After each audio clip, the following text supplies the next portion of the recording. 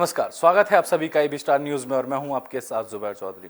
वक्त तो चला अपना उत्तर प्रदेश का, जहां सबसे पहले बात सांसद ब्रजभूषण की कर लेते हैं। आपको बता दें कि राज ठाकरे के बयान को लेकर उन्होंने निंदा की। इसके बाद कार्यकर्ताओं के साथ बैठक कर योजना बनाई। आपको बता दें कि सांसद ब्रजभूषण ने गोंडा में महाराष्ट्र नवनिर्माण सेना प्रमुख राज ठाकरे के उत्तर भारतीयों पर की गई आपत्तिजनक टिप्पणी को लेकर बिगुल फूंक चुके हैं। केसरगंज सांसद ब्रजभूषण शरण सिंह अपनी योजना बैठक के तहत नंदिनी नगर महाविद्यालय के करीब 1 लाख संख्या में जुटे कार्यकर्ता और साधु संतों के साथ अपनी बैठक योजना की अंतिम रूप दे रहे हैं। सांसद ब्रजभूषण शरण सिंह ने अपने बयान में कहा कि अयोध्या में जो कार्यकर्ता पहुंचेंगे उनका स्वागत साधु संत करेंगे। अब मैंने यह आंदोलन साधु संतों को सौंप दिया है, वह जैसा कहेंगे हम वैसा करेंगे, वो जो चाहते हैं होंगे वही होगा। उन्होंने कहा कि इस आंदोलन में मुस्लिम समुदाय भी समर्थन कर रहा है। यह आंदोलन अब दल से ऊपर उठकर जन आंदोलन बन चुका है। यह उत्तर भारतीयों का आंदोलन है। जिन्होंने राज ठाकरे को कहा कि वह नायक नहीं खलनायक हैं, उनको माफ़ी मांगनी चाहिए। आपको बता दें कि राज ठाकरे ने हाल ही में उत्तर भारतीयों को लेकर आपत्तिजनक टिप्पणी की थी, जिसके बाद सांसद ब्रजभूषण ने उन्हें माफी मांगने के लिए कहा है। ब्राह्मण समाज के भी लोग हैं। तो मेरा यही तो कहना है कि जैसे कि वो नेता बन रहे हैं, उनका हृदय परिवर्तन हो गया, राम भक्त बन रहे हैं, हनुमान भक्त बन रहे हैं, तो राम का चरित्र भी अपनाओ, हनुमान का चरित्र भी आप अपनाओ। 2 शब्द बोलने में क्या जाता है। अच्छा नेताजी, मान लीजिए कल को वो मान लेते हैं आपकी बात पर, वो कुछ हिंट करते हैं अपने बयानों को, पूर्ववर्ती बयानों को माफी मांग लें या कुछ ऐसा है, तो आप क्या किस प्रकार से स्वागत करेंगे, अभिनंदन करेंगे, क्या करेंगे? अब देखो, हम 5 तारीख को तो अयोध्या में जगह नहीं है, ये तो अयोध्या हो गई बुक। 5 को कहीं जगह नहीं है। अब उसके बाद वो आए, अपना दर्शन करें, जाए। अब जिस प्रकार से माफी मांगेंगे उसी प्रकार से स्वागत होगा। बढ़िया माफी मांगे तो बढ़िया स्वागत होगा, और काम चलाऊ करेंगे तो वैसे होगा। क्या उत्तर भारतीयों का मुद्दा लोकसभा में उठाया जाएगा? क्योंकि कश्मीर में 370 हट गई, वहाँ भी कोई रह सकता है। महाराष्ट्र में इस प्रकार से एक आदमी विरोध कर रहा है। ये लोकसभा का विषय नहीं है, समाज का विषय है। ये लोकसभा का विषय नहीं है। लोकसभा संविधान तो देश का जो बाबा साहब ने बनाया उसमें सबके लिए खुला हुआ है। ये लोकसभा का मुद्दा माफी मांगे तो ही। बुलेटिन में बात अब फिरोजाबाद की कर लेते हैं। दरअसल जमीनी विवाद को लेकर यहाँ परिवार में ही खूनी संघर्ष हो गया। आपको बता दें कि थाना रसूलपुर के हुसैनी मोहल्ले में जमीनी विवाद के चलते भतीजे ने अपने सगे चाचा को ही गोली मार दी। बता दें कि प्रॉपर्टी के विवाद की रंजिश में भतीजे ने चाचा पर तमंचे से फायर कर दिया। गोली लगने से चाचा घायल हो गए। सूचना पर सीओ सिटी समेत कई थानों की फोर्स मौके पर पहुंची और घायल को सरकारी अस्पताल में भर्ती कराया गया। बताया जा रहा है कि चाचा और भतीजे के बीच प्रॉपर्टी को लेकर विवाद चल रहा था। दोनों के मकान एक दूसरे के मकान से करीब 100 मीटर की दूरी पर हैं। चाचा शीतल खां रोड स्थित पर एक ट्रांसपोर्ट पर नौकरी करते हैं। मंगलवार की दोपहर करीब 1 बजे खाना खाने के बाद वह पैदल अपने घर जा रहे थे, तभी भतीजे ने चाचा पर तमंचे से फायर कर दिया। सीओ सिटी हरिमोहन सिंह ने बताया कि आरोपी के गिरफ्तार के लिए 4 टीमों का गठन किया जा चुका है, जबकि आरोपी और उसके परिजनों का मकान पर ताला लगाकर सभी के सभी फरार हो गए हैं, जिनके पकड़ने के लिए 4 टीमों का गठन किया जा चुका है।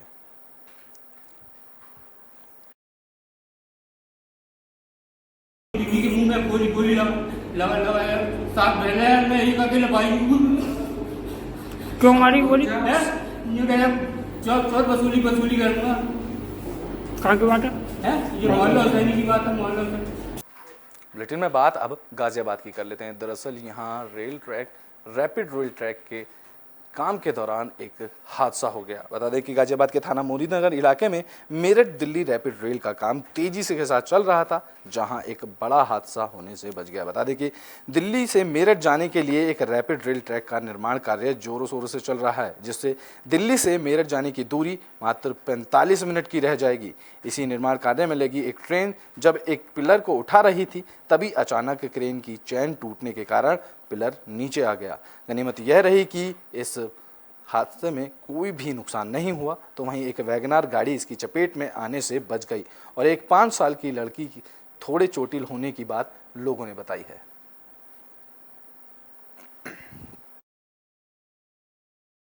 नाम है सर? अजय शर्मा। क्या घटना हुई है यहाँ? यो पिलर उठ रहा था ऊपर के लिए और यूं एकदम इसका तार टूटता है। पिलर टूटने के बाद किसका उठ रहा था? कहाँ कौन उठा रहे थे पिलर? ये क्रेन वाले उठा रहे थे ऊपर के लिए। किस चीज़ का यहाँ काम चल रहा ये है? मेट्रो का है। तो फिर क्या हुआ? अरे ये गिरता है ऊपर से नीचे। गिरने के बाद एक गाड़ी थी उसमें भी फाड़ लगता है, उसमें भी कुछ चोट लगती है भाई। बाकी किसी को कोई चोट नहीं लगी है, गाड़ी में थोड़ा बहुत फॉल्ट है पर ये गिरा है, इसकी ये चैन टूटी है ऊपर से। बच्चे की चोट लगी है। बच्चे की लगी है? हाँ बच्चे की लगी है जी। 5 साल की लड़की थी, एक 5 साल की लड़की थी, उसके ऊपर चोट लगी है। उसके आगे बुलेटिन में बात अब कन्नौज की कर लेते हैं। दरअसल कन्नौज में एक गर्भवती महिला की डिलीवरी के दौरान उसकी मौत हो गई, जिसके बाद परिवार वालों में हड़कंप मच गया। बता दें कि कन्नौज के निजी अस्पताल में एक गर्भवती महिला के प्रसव के दौरान मौत हुई। परिजनों ने डॉक्टरों पर लापरवाही का आरोप लगाते हुए अस्पताल में हंगामा कर दिया। आपको बता दें कि ऑपरेशन के दौरान गर्भवती महिला की मौत हुई, वहीं नवजात शिशु पूरी तरह से सुरक्षित है। मृतका के परिजनों ने मृतका के शव को लेकर अस्पताल के बाहर हंगामा किया। बताया जा रहा है कि लंबे समय से क्षेत्र में निजी अस्पताल का संचालक लूट मचाए हुए है। यह पूरा मामला इंदरगढ़ थाना क्षेत्र के इनाया अस्पताल का बताया जा रहा है।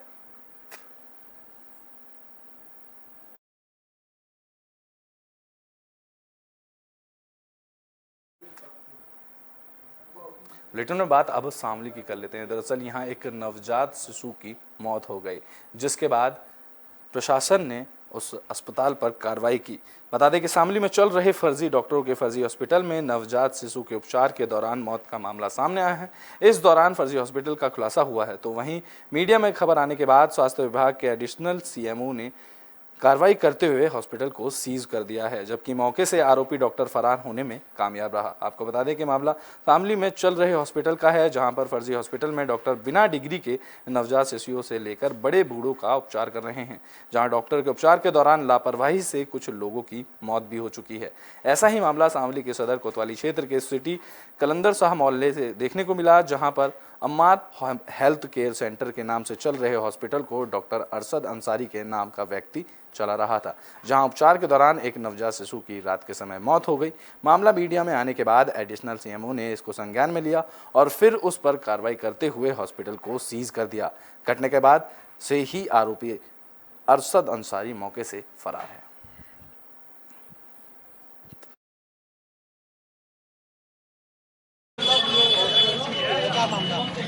हाँ, यहाँ भी सुबह मीडिया के थ्रू हमें खबर मिली कि एक बच्चा भर्ती था यहाँ और उसकी मौत हो गई। हमें तभी तत्काल याद आया कि इसे हमने नोटिस भी दिया था और इसे हमने चेतावनी भी दी थी अभी 3 दिन पहले। हालांकि इसके द्वारा बताया गया कि इसकी फाइल जो है ऑफिस में जमा है नवीनीकरण के लिए। तो अभी देखते हैं, फिलहाल हमने सील कर दिया है, इसकी फाइल वहाँ जमा है, उसमें क्या डॉक्यूमेंट्स है। अगर संबंधित समस्त आवश्यक डॉक्यूमेंट्स नहीं होंगे तो अन्य आवश्यक कठोर कार्रवाई जो कानूनी की जाए। बुलेटिन में बात अब कन्नौज की कर लेते हैं। दरअसल यहाँ मंत्री कपिल देव कन्नौज दौरे पर हैं, जिसके बाद इन्होंने दलित परिवार के साथ बैठकर भोजन किया। बता दें कि एक दलित के घर जाकर प्रभारी मंत्री ने भोजन किया। मंत्री कपिल देव अग्रवाल लघुपुरी स्थित राम कोठरिया के घर पहुंचे, जहां उन्होंने बस्ती के कई लोगों के से मुलाकात की और सबका हाल जाना। उसके बाद बस्ती के कई दलितों के साथ सहभोज के प्रोग्राम में शामिल होकर भोजन ग्रहण किया। भोजन के बाद मंत्री कपिल देव अग्रवाल ने तिखवा गांव में चौपाल लगाकर ग्रामीणों की समस्याओं को भी सुना।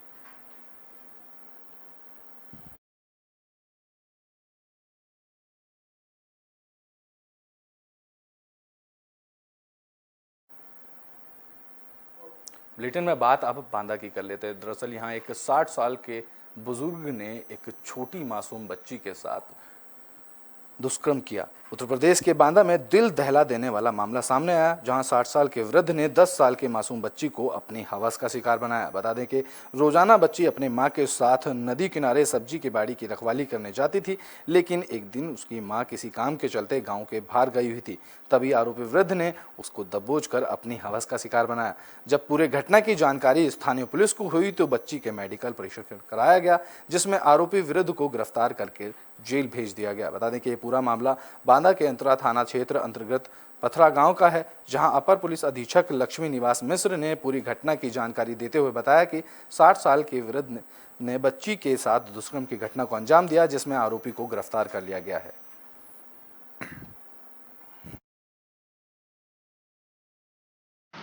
थाना अतर्रा अंतर्गत एक 60 वर्षीय व्यक्ति द्वारा बच्ची के साथ दुष्कर्म की घटना कारित की गई है। अभियोग पंजीकृत करके अभियुक्त को गिरफ्तार कर लिया गया है। वैज्ञानिक साक्ष्य संकलन की कार्रवाई की जा रही है और अभियुक्त को जेल भेजा गया। कहाँ से लड़की का था और क्या था मामला, कब की घटना थी?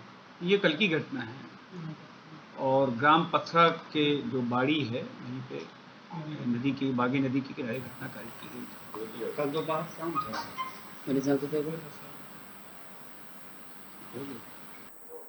में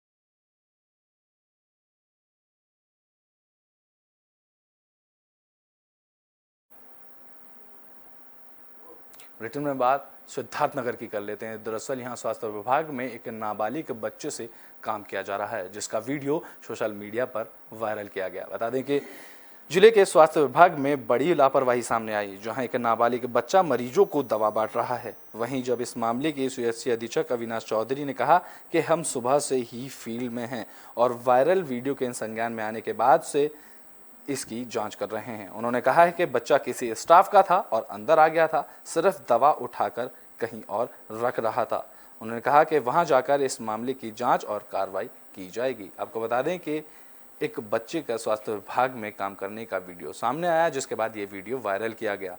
कहा जा रहा है कि इस बच्चे से, नाबालिग बच्चे से स्वास्थ्य विभाग में काम लिया जा रहा है और यह मरीजों को दवाई देने का काम करता है।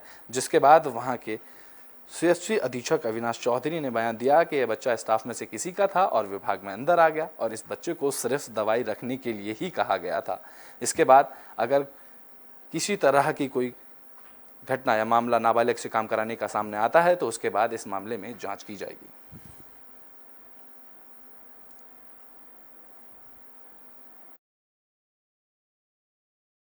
नाबालिग लड़का जो है दवा बांट रहा है, क्या है ये पूरा मामला सर?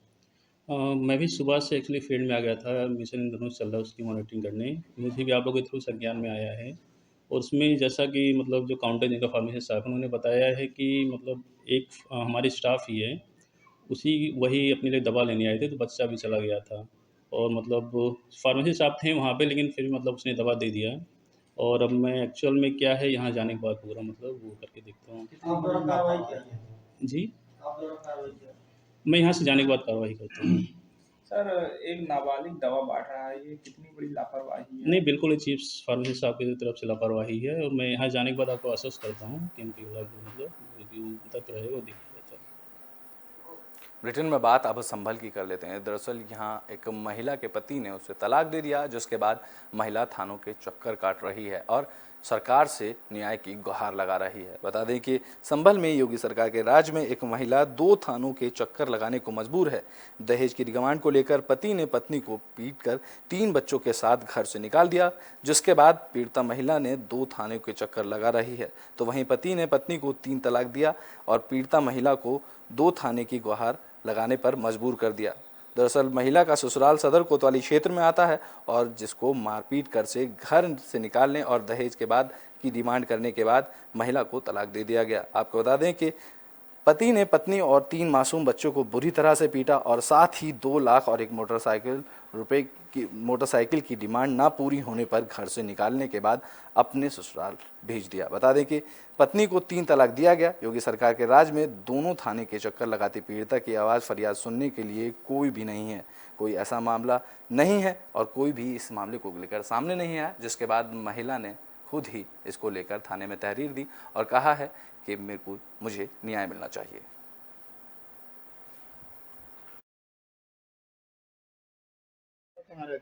रुकंदी सराय में हिना कौसर। कहाँ शादी हुई थी आपकी? कोट गरबी। अच्छा, आज जो आपके पति ने आपके घर पे आके तलाक दी है, क्या है पूरा मामला और किस वक्त? मेरे पति शाम के टाइम आए मगरिब के बाद और मुझे तलाक देकर चले गए। मैंने उनसे पूछा क्यों तुमने मुझे तलाक दी, तो बोले मेरे घर वाले यही चाहते थे कि उसको छोड़ दे। वो मुझसे 6 साल से कह रहे थे, लेकिन मैंने अब तक नहीं छोड़ा। मैं अब छोड़ के जा रही हूँ तुझे, और मेरे 3 बच्चे हैं छोटे छोटे। अब मैं कहाँ जाऊँ? कितने साल शादी को हो गए? 6 साल हो गए शादी को। पति कहाँ का रहने वाला है? कोट गरबी, मौलाना शाह की गली। आप क्या चाहती हो? आप? मैं इंसाफ चाहती हूँ कि मेरे बच्चों को मुझे इंसाफ मिले। सरकार से मुझे इंसाफ चाहिए। पुलिस को तहरीर दे दी आपने? अभी नहीं दी।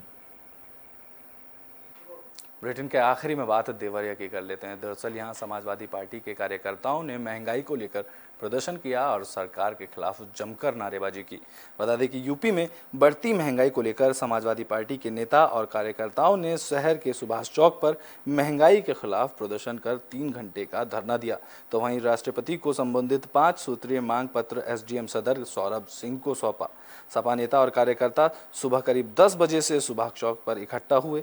वहां बीजेपी सरकार के विरोध में सपा कार्यकर्ताओं ने नारेबाजी कर प्रदर्शन करते हुए धरने पर बैठ गए। उनके बाद सभा की गई। तो वहीं सपा कार्यकर्ता रामफोल निषाद ने बताया कि सरकार अपने वादों को भूल गई है, केवल महंगाई बढ़ाने का काम कर रही है। इस महंगाई को खत्म नहीं किया गया तो हम आंदोलन करने के लिए बाध्य होंगे। इस दौरान जिलाध्यक्ष डॉक्टर दिलीप यादव ने कहा कि बीजेपी सरकार का वादा था कि 100 दिन में महंगाई कम कर देंगे, लेकिन बढ़ती महंगाई ने यह हाल कर दिया है कि गरीबों के घर का चूल्हा जलना मुश्किल हो गया है। बढ़ती बेरोजगारी और चौपट हो रहे उद्योग धंधों से रोजगार के अवसर खत्म हो रहे हैं। ज़रूरी वस्तुओं के साथ ही डीजल, पेट्रोल, गैस, खाने के सामान और दवाओं के रेट आसमान छू रहे हैं। घरेलू गैस सिलेंडर की बात करें तो यह लगभग 2.5 गुने का रेट हो चुका है, जिससे आम लोगों को काफ़ी दिक्कत का सामना करना पड़ रहा है। महंगाई, बेरोजगारी चरम पर जा चुकी है और गरीब जनता महंगाई की मार झेल रही है। महंगाई को लेकर देवरिया में समाजवादी पार्टी कार्यकर्ताओं ने धरना दिया। तो वहीं सिलेंडर, पेट्रोल और डीजल के साथ वह सुभाष चौक पर प्रदर्शन करने के बाद 3 घंटे के लिए वहीं धरने पर बैठ गए। कैसा आंदोलन है, क्या इसका मतलब है? समाजवादी पार्टी जनपद देवरिया के द्वारा जो सरकार के द्वारा लगातार महंगाई बढ़ाई जा रही है, चाहे वो डीजल के दामों में हो, पेट्रोल के दामों में हो। अभी कुछ दिन पहले रसोई गैस के सिलेंडर में भारी वृद्धि की गई 50 रुपये की। ये तमाम मूल्यों में वृद्धि करके सरकार आम लोगों के साथ खुली तौर पर लूटपाट कर रही है। उसके विरोध में, सरकार के नीतियों के विरोध में हम सरकार से मांग कर रहे हैं इस कार्यक्रम के माध्यम से कि आप महंगाई पे लगाम लगाइए।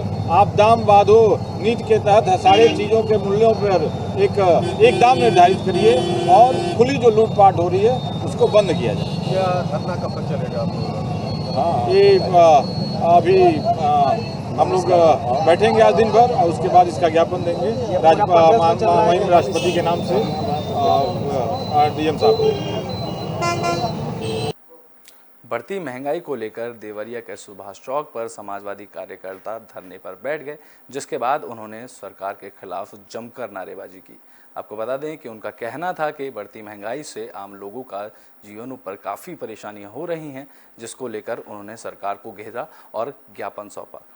उत्तर प्रदेश में अभी के लिए बस इतना ही। देश और दुनिया की तमाम खबरों के लिए देखते रहें एबी स्टार न्यूज़।